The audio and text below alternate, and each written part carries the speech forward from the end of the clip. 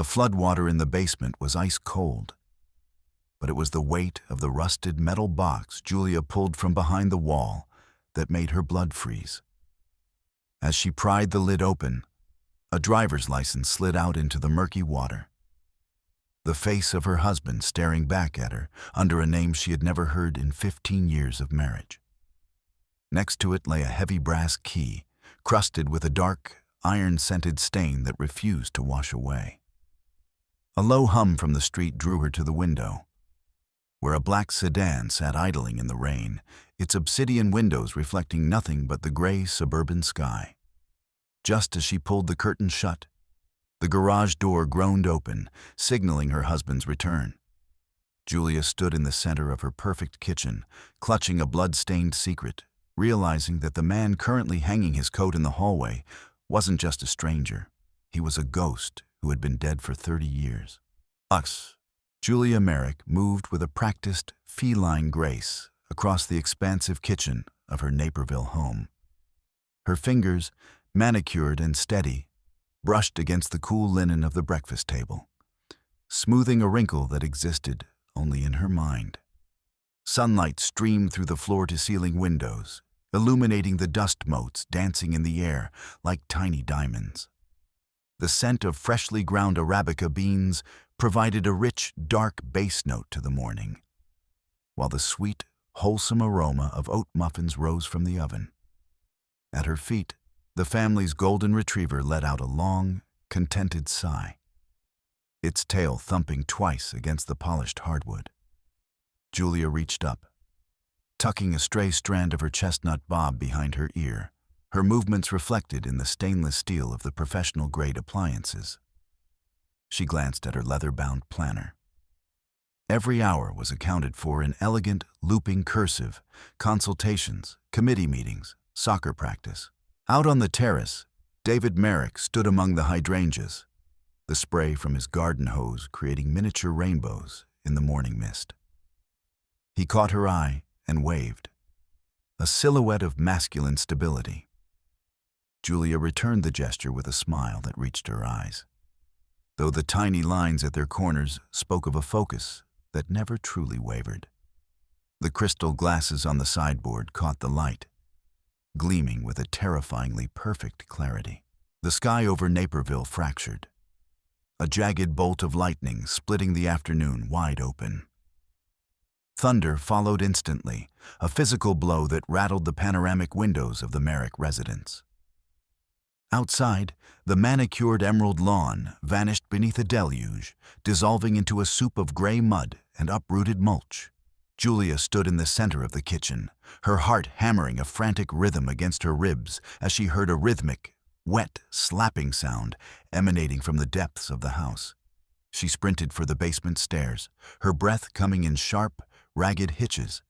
By the time she reached the bottom step, the floor was a lake of frigid, murky water that rose past her ankles, soaking the delicate silk hem of her house dress. Panic, cold and sharp, flared in her chest. She lunged for the bottom shelves of the storage units, grabbing boxes of family archives before the rising tide could claim them. The cardboard felt mushy, giving way under her grip like wet bread. The air in the confined space grew thick, with the stench of ancient dust and wet earth. Julia scrambled between the metal racks, hoisting photo albums and her children's early crayon drawings toward the ceiling.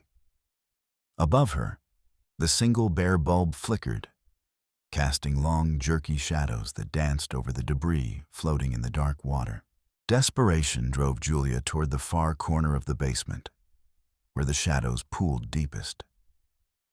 She reached for a heavy plastic bin perched precariously on a low shelf, but her foot slipped on the slick concrete. As she fell, her palm slammed into the wood paneling of the rear wall with the force of her entire body weight. A sharp, dry crack echoed through the damp chamber. Julia froze, the icy water seeping into her leather flats, as she noticed a section of the false paneling had buckled inward, revealing a hollow, lightless void. She ignored the chill crawling up her legs, her eyes fixed on the narrow niche. Within that secret pocket draped in thick, dusty cobwebs lay something metallic, Julia thrust her arm into the opening, the rough, unrefined edge of the wood scraping a raw line across her forearm.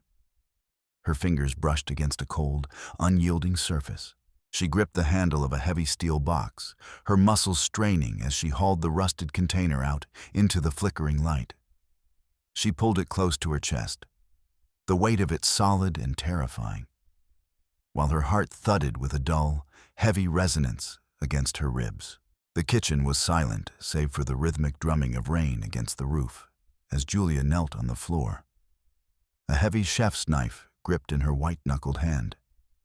She jammed the tip of the blade into the rusted lock of the metal box, twisting with a desperate, frantic strength until the mechanism gave way with a screech of protesting iron.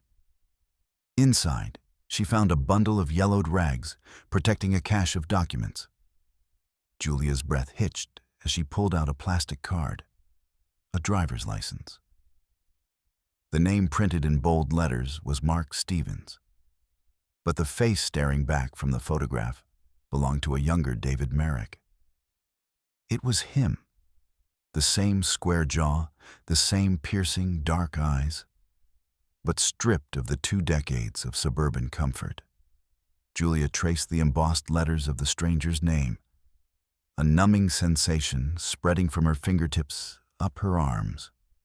The address on the license pointed to a district in Seattle, a city David had never once mentioned in their 15 years together. The papers smelled of old ink and the stagnant damp of a grave, the truth of them burning Julia's palms like dry ice. Julia's hands shook as she unfolded a series of brittle newspaper clippings. The headlines, stark and accusatory, screamed of a bloody armored car heist in Seattle 20 years prior. One grainy photograph captured a stretch of asphalt slicked with rain and blood, a discarded van slumped against a curb like a carcass. Julia swallowed hard, her throat feeling as though it were lined with glass. She reached back into the metal box, her fingers closing around a heavy, cold object at the very bottom. It was an old brass key, its surface marred by dark, crusty stains. She didn't need a lab test to know it was blood, dried, iron-scented and permanent. The metal felt unnaturally heavy, as if it carried the weight of the life it had ended. Julia scanned the list of suspects in the articles, names blurred by time and poor printing, then looked back at the stained key. A violent shiver racked her shoulders. The realization settled in her gut, like lead. This piece of metal was the bridge to a past David had tried to bury under layers of Naperville respectability. Movement outside caught Julia's eye, a flicker of something that didn't belong in the suburban quiet. She crept toward the heavy velvet curtains in the living room, peeling back a sliver of fabric. Across the street, parked directly opposite their driveway, sat a black sedan. Its windows were tinted to the color of obsidian, reflecting the gray, rain-streaked sky. The windshield wipers remained motionless, but a thin, ghostly plume of vapor curled from the exhaust pipe, signaling a running engine. Julia strained her eyes, but she could only discern the vague, motionless silhouette of a driver behind the glass. The car began to roll forward with a predatory slowness, its path tracing the perimeter of the Merrick property as if the driver were memorizing every window and door. Julia pressed her back against the cold plaster wall, her breath coming in shallow gasps. A single bead of cold sweat tracked a slow path down her spine. The black lacquer of the car's body caught the amber glow of a street lamp for a fleeting second before the vehicle glided into the gathering Naperville gloom. The sudden, mechanical groan of the garage door sent a jolt of electricity through Julia's nerves. She scrambled, shoving the metal box deep under the velvet sofa and tossing a decorative silk pillow over the spot. By the time David Merrick stepped into the kitchen, shedding his damp trench coat, Julia was positioned at the stove. She gripped a wooden spoon, stirring a pot of beef stew that had already grown a skin. Her hands trembled, so she tightened her hold on the utensil until her knuckles ached. David approached from behind, his arms sliding around her waist in a familiar, domestic embrace. Julia fought the instinct to flinch, forcing her muscles to remain supple under his touch. She began to chatter, a high, brittle stream of words about the flooded basement, the broken sump pump, and the mundane politics of the school board. She stretched her lips into the mask of the perfect wife, but her eyes darted around the room, refusing to meet his. In the man who kissed her neck, she now saw only a ghost, a fraud who had built her world on a foundation of secrets. Silence descended on the house as the clock neared midnight. Julia waited until David's breathing turned deep and rhythmic before she slipped out of bed. She retreated to her home office, locking the door with a soft click. The blue light of her laptop monitor washed over her face, turning her skin a ghostly pallor. Her fingers danced over the keys with a frantic, precision-born speed as she accessed the restricted database of the Department of Education. She entered David's social security number and birth date, her heart thumping against the underside of her desk. The screen flickered, then displayed a digitized record that made the air vanish from the room. It was a death certificate.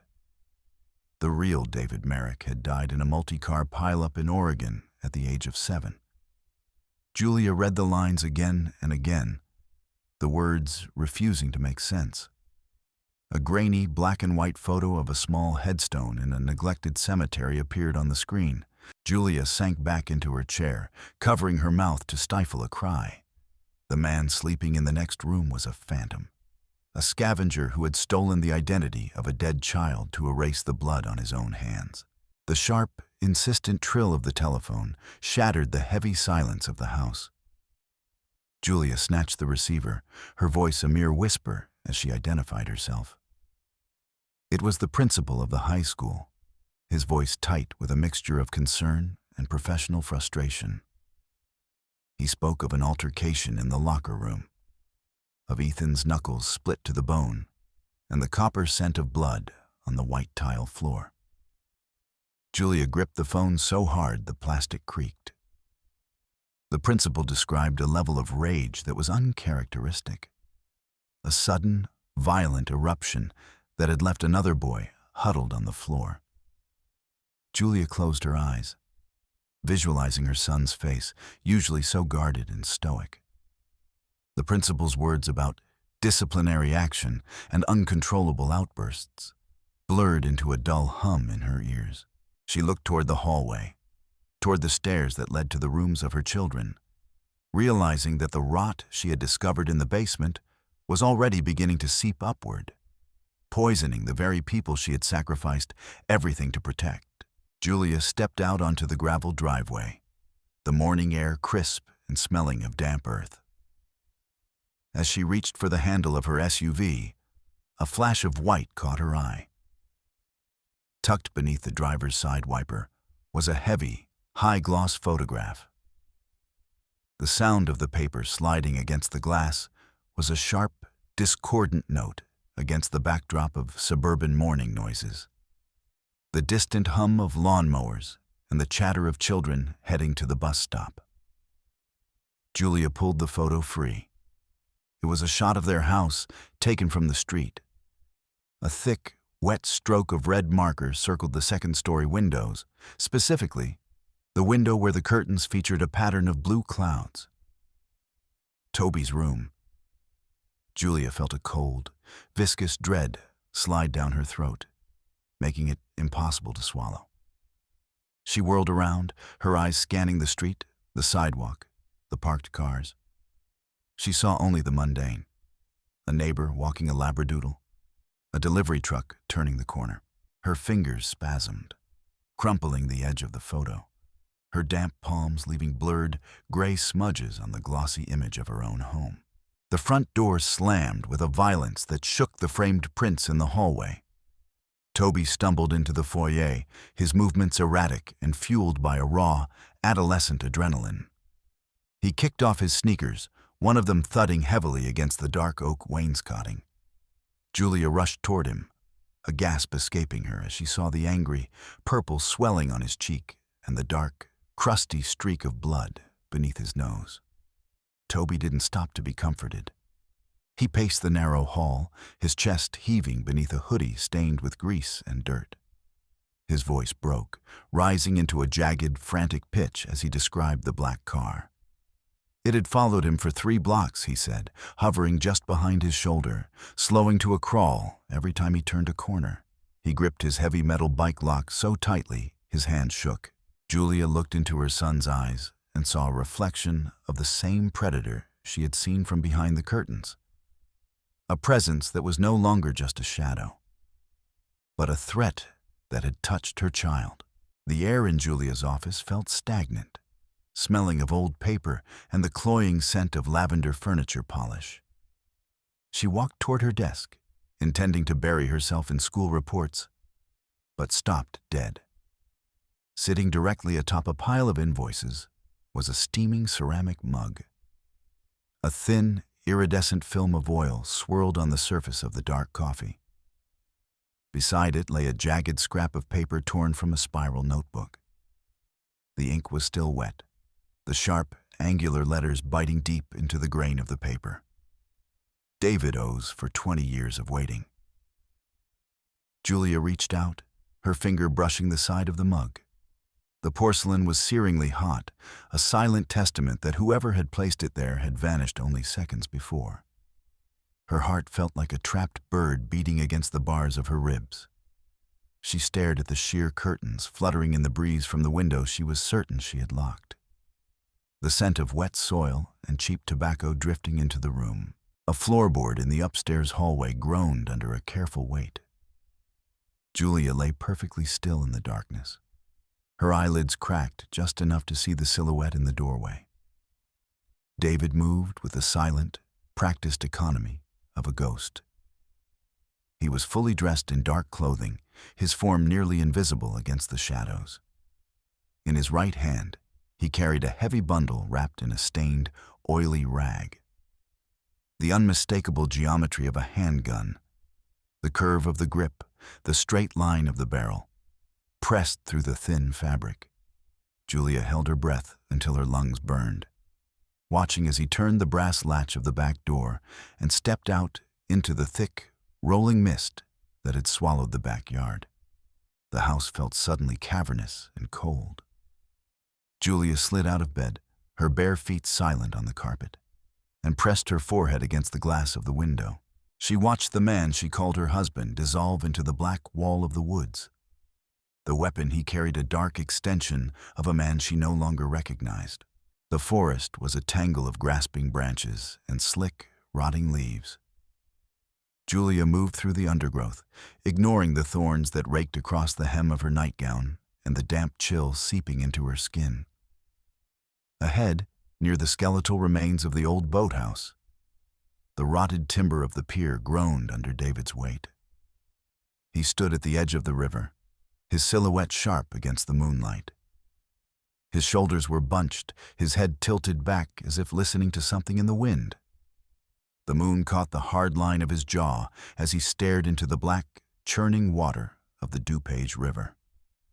He shifted the heavy bundle in his arms, and the silence of the woods was punctured by the mechanical clack of a safety being disengaged.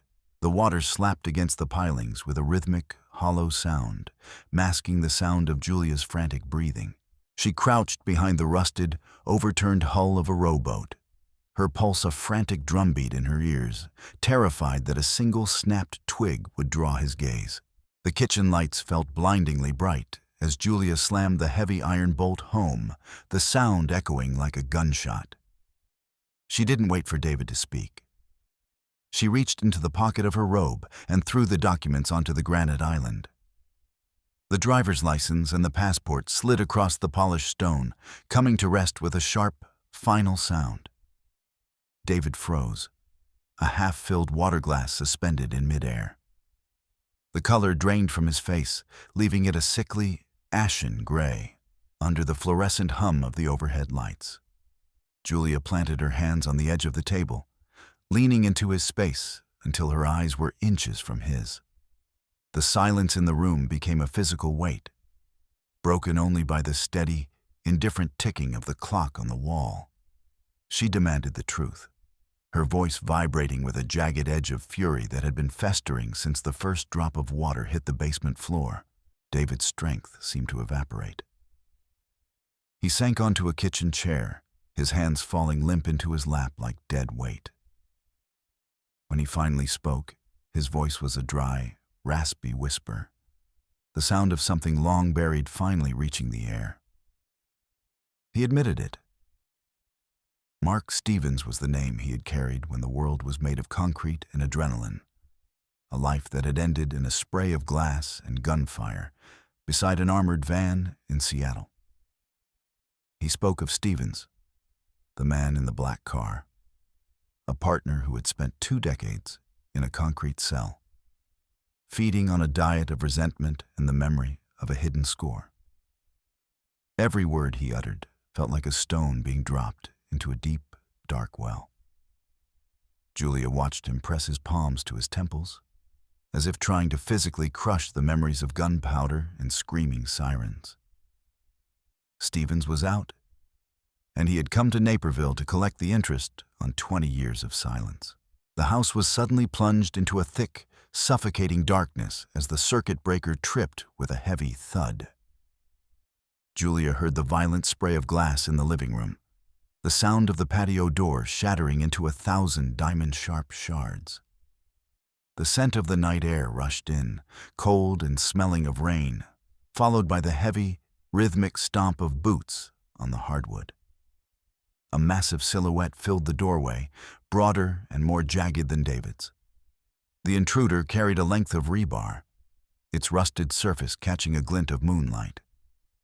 The small room filled with the stench of stale sweat and cheap cigarettes. The man took a step forward, the rebar whistling through the air before it slammed into the antique sideboard. Wood splintered with a sickening crack, and Julia felt a piece of the finish sting her cheek like a hornet. David lunged, his body colliding with the intruders in the narrow confines of the hallway. The sound of the impact was dull and wet. Julia heard the frantic, ragged grunts of men exerting themselves to the point of collapse. She didn't stay to watch. She grabbed Toby and Emily by their trembling shoulders, herding them toward the back staircase. She could feel the tremors racking their small frames, their fingers digging into the meat of her arms. Below them, in the churning shadows, she heard the crash of a floor lamp and the heavy thud of a body hitting the wall. Stevens let out a low, animal growl as he pinned David against the wainscoting. Julia shoved the children into the master bedroom, her fingers fumbling as she turned the key in the lock. From the foyer, a sharp, choked cry of pain erupted from David, and Julia pressed her hands over her ears, trying to drown out the sound of her carefully constructed life being torn apart. Stevens had his forearm jammed against David's throat, pinning him against the wall beneath a row of smiling family portraits. He turned his head toward the stairs, his eyes finding Julia in the gloom. He barked out a number, a staggering, impossible sum that was to be the price of their continued existence. His voice was thick with a mocking, cruel pleasure as he detailed the destruction he would visit upon them. He spoke of old police files, of the Seattle heist, and how easily he could mail them to every neighbor, every member of the school board, every friend at the country club. David sagged against the wall, his face turning a dark, bruised purple as he fought for air. Every word Stevens spat out was a sledgehammer blow to the pillars of Julia's world. She stood on the landing, her hands gripping the railing so hard the wood bit into her palms. Watching the foundation of her identity crumble into dust, Julia descended the stairs with a slow, deliberate rhythm. In her hands, she held David's heavy 12-gauge shotgun, the barrel leveled at the center of the intruder's chest. The mechanical clack-clack of a shell being chambered was the only sound in the room. Stevens froze, his eyes widening as he stared into the dark, twin voids of the muzzles. Julia didn't scream. She didn't even raise her voice. She told him to leave, the words falling from her lips like chips of ice. Stevens backed away, his heavy boots crunching on the glass shards littering the floor. He scrambled through the ruined patio door, shouting a final warning over his shoulder. He would be back for the money during the town's Founders' Day festival, when the roar of the fireworks would swallow the sound of a scream or a shot. Julia stood among the wreckage of her home, watching his shadow vanish into the hydrangeas as the first gray, sickly light of dawn began to bleed across the horizon. Julia lowered the shotgun, the weight of it suddenly immense. She looked down at David, who remained slumped on the floor, his hand pressed to a jagged cut over his eye. His shoulders shook with a silent, rhythmic tremor, and when he looked up, his eyes were filled with a pathetic, desperate plea for absolution. Julia didn't offer her hand. She looked at her own fingers. They were steady, as cold and unyielding as the steel of the gun. She realized in that moment that the man on the floor was no longer her protector. The roles had shifted in the dark. She was the one who had held the line, and the cost of that defense was a hardening of her soul that she could already feel setting in like concrete. The Naperville sun was a relentless, golden weight as Julia smoothed the white linen cloths over the long catering tables. The garden was a riot of color, pinks and purples of late-blooming perennials. But to Julia, it looked like a stage set. The air hummed with the polite chatter of the town's elite, the tinkling of ice in gin and tonics, and the distant, playful shrieks of the children. 10 yards away, near the buffet, a man in a crisp white waiter's jacket moved with a practiced, predatory ease. Stevens. He tilted a bottle of Veuve Clicquot, the pale gold liquid hissing as it hit the bottom of a flute. Julia watched the way the sunlight caught the perfect knot of his tie. Her fingers gripped the edge of a porcelain platter until her knuckles turned the color of bone. A cold, sharp needle of dread traced a path down her spine. Stevens caught her eye and offered a small, mocking nod before turning back to a guest, his mask of servitude as flawless as Julia's own. Stevens drifted through the throng of guests, a tray of empty glasses balanced on one hand. As he passed Julia near the rose arbor, he executed a sharp, subtle hitch of his hip. A heavy ring of keys hit the linen-covered table with a muffled, metallic thud, landing squarely in the center of an embroidered floral pattern. Julia's breath hitched. She recognized the leather fob from the local dealership, the keys she had left on the kitchen counter only an hour ago. Stevens leaned in, his shadow falling over her. The scent of peppermint and stale beer clouded her senses as he whispered a single sentence about the ticking of the clock. He didn't wait for a response, straightening up and melting back into the crowd of floral dresses and linen suits, leaving the keys behind like a calling card from a ghost. A burst of laughter from the lawn made Julia whirl around. Stevens was standing beside Toby, his large, scarred hand resting heavily on the boy's shoulder. To any onlooker, it was a moment of casual kindness from the staff. But Julia saw the way Stevens's fingers dug into the fabric of Toby's shirt. He leaned down, pretending to adjust the boy's collar, his movements slow and deliberate. As he reached up, the sleeve of his jacket rode back, revealing the dark, matte finish of a pistol grip tucked into his waistband. Julia felt the world tilt. Her throat constricted, the air turning to ash in her lungs. Toby looked up and smiled, a bright, innocent expression that made Julia's heart ache.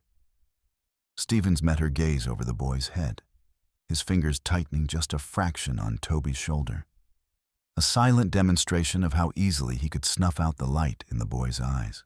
Julia retreated into the cool, dim sanctuary of the house, the oak door thudding shut behind her. Her pulse was a frantic, uneven rhythm against her ribs.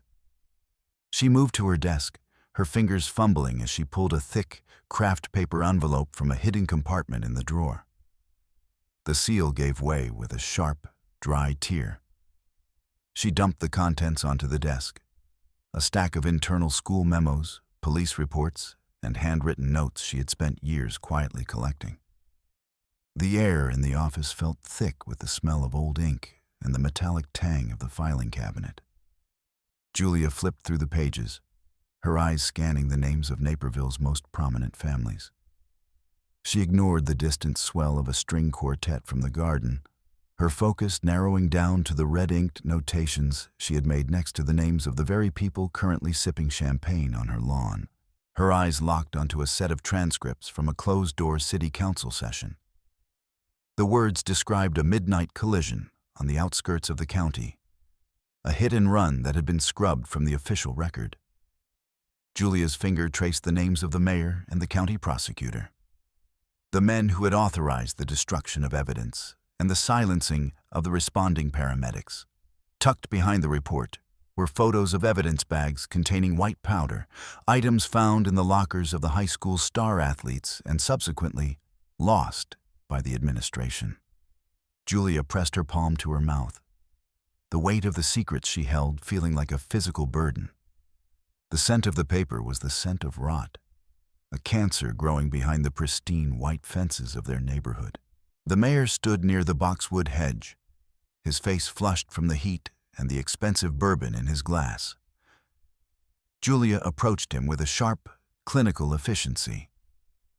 She made a subtle gesture toward the shaded path that led to the old gazebo, and the man followed, his expression one of mild, drunken curiosity. Once they were shielded by the dense foliage of the ash trees, Julia laid the photocopies of the medical reports on a stone bench. The mayor's face transitioned from confusion to a pale, sickly gray in seconds. A fine sheen of sweat broke out on his forehead, and the ice in his glass began to rattle. Julia spoke in a low, terrifyingly calm voice, demanding that he coordinate a silent police presence to surround the property. She watched his eyes dart toward the house, then back to the evidence of his own disgrace, while the drone of cicadas in the trees rose to a deafening, frantic pitch. The mayor recoiled as if Julia had struck him. He crumpled the papers in his fist, his voice dropping to a jagged, desperate hiss. He told her that any police movement toward the Merrick property would trigger an immediate media inquiry into the very records she was holding. He looked at her with a raw, naked hatred, the realization dawning on him that his career was a house of cards and Julia Merrick held the fan. He turned and stumbled back toward the party, his gait uneven, leaving Julia alone in the heavy silence of the woods. She looked down at her empty hands, the wind rustling the leaves of the hydrangeas, with a sound like mocking laughter. The realization settled over her. In the fight against Stevens, the law was not a shield, but a weapon that would shatter in her hand. Julia emerged onto the sun-drenched terrace, her eyes squinting against the glare. She scanned the garden, her heart stopping when she saw Stevens's broad back. He was leading Toby toward the garage, his hand on the boy's elbow, his head tilted as if sharing a secret. Stevens pulled a tarnished copper coin from his pocket, and Julia watched Toby lean in, fascinated by the trick. She began to run, her feet silent on the grass, but the blood rushing in her ears sounded like a gale. Stevens glanced back for a fraction of a second, a sharp, predatory grin splitting his face, before the heavy, motorized garage door began its slow, mechanical descent. Julia sprinted, the air burning her lungs, as the sunlight was slowly cut off, leaving only a widening strip of shadow where her son had been. The cool, oil-scented air of the garage swallowed Julia as she ducked under the closing door. She threw herself into Stevens's path, her chest heaving, her eyes locked onto his. She spoke quickly, her voice a sharp, commanding whip. She told him the money, all of it, wasn't in the house, but in a floor safe in the basement, hidden beneath the old workbench. She emphasized that the garage was wired with motion sensors linked directly to a private security firm. But the basement was a dead zone, unmonitored and soundproofed by the concrete foundation. Stevens hesitated, his gaze flickering between Julia and the boy. The greed in his eyes was a tangible thing, a hunger that overrode his caution. He shoved Toby toward the side exit, and the boy scrambled away into the garden. Stevens grabbed Julia's arm, his fingers bruising the skin, and shoved her toward the basement stairs. The scent of damp concrete and old dust rose to meet them as Stevens forced Julia down the narrow stairs. The cold muzzle of the pistol was a hard, insistent pressure against her spine, sending a dull ache through her ribs with every step. The basement was a labyrinth of shadows and towering metal shelves. As they reached the center of the room, Julia caught a flicker of movement behind a rack of heavy power tools. David was there, his face a mask of primal, desperate intent, his hands gripping a heavy steel pipe. Stevens, blinded by the prospect of the score, didn't see him. He was focused entirely on the corner where Julia had indicated the safe. Julia took a long, calculated step to the left, clearing the line of sight as a single drop of water fell from a pipe and shattered on the floor like a crystal. Julia didn't move toward the workbench. Instead, she spun around and slammed a thick, leather-bound folder onto the dusty surface of a potting table. She shouted at Stevens, her voice echoing off the concrete walls. She told him his employer in Seattle had already sold him out to the feds, that he was being set up as the fall guy for a new investigation. She pointed to a series of printed emails, the text highlighting his name and his current location in Naperville. Stevens froze, the gun trembling in his hand as he scanned the documents. Julia added that an anonymous tip about a gunman at the Merrick house had already been placed, and the sirens would be audible within minutes. Stevens began to leaf through the pages, his face contorting with the realization that he was once again a pawn in a game he didn't control. Julia watched the predator's eyes glaze over with a moment of pure, unadulterated shock. She didn't hesitate. She lunged forward, her fingers closing around the cold, textured grip of the pistol as she wrenched it from Stevens's loosening grasp. Before the man could react, David exploded from the shadows behind the tool rack. He swung a heavy, industrial-grade pipe wrench in a wide, desperate arc. The sound of the impact was a sickening, wet thud of metal meeting bone. Stevens collapsed, his legs folding like a broken chair, and hit the concrete with a heavy, final sound. A cloud of fine gray dust billowed up in the light of the single bulb. Julia stood over him, the pistol steady in her hand, the barrel pointed at his temple. She could feel the phantom kick of the weapon vibrating in her arm, a dark, electric current of power. Julia reached into the pocket of her dress and pulled out her smartphone. She held the screen inches from Stevens's face, the blue light reflecting in his glazed, pained eyes. She hit play on a video file. The footage was grainy but clear. Stevens was seen scaling the Merrick's back fence, the length of rebar in his hand, catching the moonlight as he approached the house. Julia zoomed in on his face, the features sharp and unmistakable under the infrared lens of the security camera. Stevens let out a low, guttural groan, the sound of a man realizing his own image had become a noose.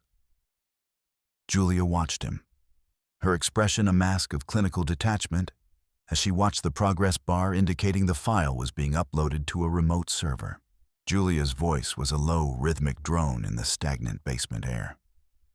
She pointed to a heavy canvas gym bag sitting on the workbench, its zipper partially open to reveal thick, banded stacks of $20 bills. She told Stevens this was his one and only exit strategy. If he took the money and crossed the state line immediately, she would hold the file. If she didn't enter a bypass code on her phone within the hour, the video and a full dossier on his Seattle associates would be automatically forwarded to the FBI and the state police. Stevens stared at the money, the scent of the ink and the gun oil filling the small space. Julia saw the moment the greed won out over his pride. The man was a creature of habit, and he knew when a hand had been played out. David stepped forward, the plastic zip ties in his hand, making a sharp, ratcheting sound as he secured Stevens's wrists. He ignored the man's muffled, pained curses, dragging him toward the small laundry room at the back of the basement. He shoved Stevens behind the bulky industrial washing machine and turned the heavy iron bolt on the door. Julia didn't wait. She turned and ascended the stairs, her movements fluid and calm. She stepped out onto the terrace, smoothing the silk of her dress and checking her hair in the reflection of the glass door. She moved to the microphone near the band and, with a radiant, practiced smile, announced a minor plumbing issue that would require a section of the house to be cordoned off. The guests laughed, the tension evaporating, and Julia accepted a fresh glass of lemonade, her hand as steady as a surgeon's. Julia found the mayor near the dessert table, his face a map of anxiety. She gripped his elbow, her fingers digging in just enough to command his full attention. She leaned in, her voice a ghost of a whisper against his ear, and gave him the license plate number of the black sedan. She told him he had exactly 10 minutes to ensure the vehicle was granted a clear path out of the county, with every patrol car instructed to look the other way. The mayor's eyes went wide, his mouth working silently before he nodded and retreated into the shadows to make the call. Julia watched him go, a cold sense of satisfaction settling in her chest. She had turned the town's corruption into her own private shield. The shadows of the late afternoon stretched across the back of the property as Julia stood by the service entrance. She watched as David led a hunched, stumbling Stevens through the thicket of overgrown raspberry bushes toward the edge of the woods. Stevens looked small now, his waiter's jacket stained with oil and basement dust. At the edge of the clearing, the black sedan sat idling, its taillights glowing like embers in the brush. David shoved the man toward the driver's side door, the sound of the door slamming shut echoing through the trees. Julia watched the scene from a distance, her eyes narrowed, noting how David's silhouette seemed to blur and merge with the darkness of the forest. The line between her husband and the criminal he was releasing becoming a smear of gray. Julia walked toward the car, the grass damp against her heels. She reached through the open window and dropped the heavy bag of cash onto the passenger seat. The stacks of bills tumbled across the leather, but Stevens didn't look at them. He was staring at Julia, his eyes filled with a mixture of fear and a newfound respect for the woman who had dismantled him. Julia leaned down, her face inches from his. She told him about the dead man's switch she had programmed. If she didn't check in every 12 hours, the Seattle files would go live. Stevens didn't say a word. He threw the car into gear, the tires spitting gravel as he tore away into the woods. Julia stood in the swirling red dust of his departure, watching the taillights vanish into the deep, green throat of the forest. The silence that followed the car's departure was absolute. Julia and David stood at the edge of a shallow ravine, the only sound the distant, rhythmic chirping of crickets. Julia turned to her husband, her eyes as hard as flint. She gestured toward the base of a massive, ancient oak tree, its roots twisting into the earth like petrified snakes. She told him to get the shovel from the garden shed, her voice a cold, mechanical command. David hesitated, looking down at the dark, dried blood on his knuckles. But the look in Julia's eyes moved him. He turned and walked toward the house, his gait heavy and defeated. Julia stood alone in the gathering dark, her figure a sharp, black notch against the purple sky, waiting for the tools to bury the last of the truth. The metal of the old brass key hit the bottom of the hole with a sharp, lonely clink. Julia watched as the passport of Mark Stevens and the leather folder of Naperville secrets followed it into the dark. David began to shovel the earth back in, the sound of the dirt hitting the papers a dull, rhythmic thud. The scent of fresh, turned earth and damp moss filled the air. With every shovelful, the life David had stolen and the crimes Julia had discovered were smothered under the weight of the Illinois soil. When the hole was filled, Julia stepped onto the loose earth, her heels tamping it down, smoothing the surface until it was indistinguishable from the forest floor. The past was gone, buried under the roots of a tree that would outlive them both. The basement floor was cold beneath Julia's knees. She moved a stiff, bristled brush in slow, methodical circles, the soapy water turning a pale, sickly pink as it lifted the last traces of Stevens's presence from the tile. She watched the water swirl down the drain, taking the physical evidence of the struggle with it. Upstairs, she stripped off her ruined dress and stood under a stream of ice-cold water, scrubbing her skin until it was raw. She emerged from the bathroom and dressed in a fresh silk gown, the fabric cool and smooth against her skin. She fastened a string of pearls around her neck, the gems feeling like a cold, heavy chain. She checked her reflection. The hair was perfect, the makeup flawless, the eyes as clear and empty as a winter sky. The Founder's Day cake was a masterpiece of sugar and cream. Julia sliced through it with a steady hand, placing the pieces on china plates as the neighbors offered their congratulations on a successful party. Toby was across the room, his laughter bright and untroubled as he recounted a story to a friend. Julia felt a sudden, sharp ache in her chest, but she pushed it down. She looked up and caught David's reflection in the gold-framed mirror above the sideboard. He was sitting at the head of the table, his face a pale, static mask, his eyes reflecting a dead, hollow light. Julia realized then that the man she had married was truly gone. In his place was a co-conspirator, a stranger bound to her not by love, but by the shared weight of the bodies they had buried. Julia raised her crystal flute, the bubbles dancing in the light like tiny, trapped stars. She offered a toast to the continued peace and prosperity of Naperville, her voice a rich, melodic chime that drew a warm murmur of agreement from the room. She took a sip of the champagne, the liquid sharp and acidic on her tongue, tasting of ash and old copper.